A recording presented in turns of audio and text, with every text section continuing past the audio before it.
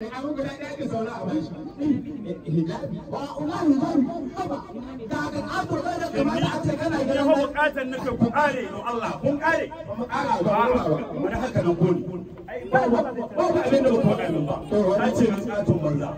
Ka ce min mashiri shi wanda aikin shi kake. To yanzu dai ni an tsaye da ku dai cikin da Allah. To abin da ya samu ka to mun ka tattaki mun ka zo har gidanka. Saboda muna wurin majalisa ba mu gane. A don ku dai ce mun zari kun ka kawo.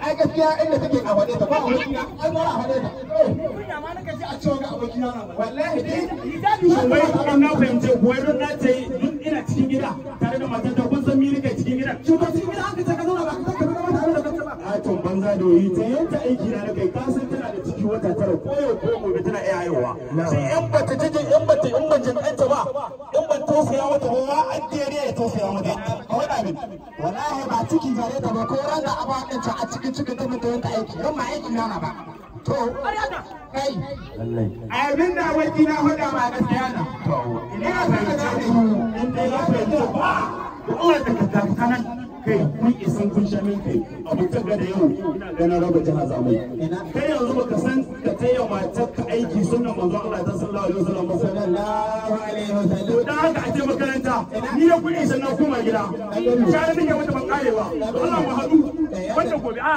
ai babu a kai sai an jima da Allah sai an ina shi wannan mai tara ka san ba gani ba ya kai ba saboda ni mawlin kungiya ga shi wallahi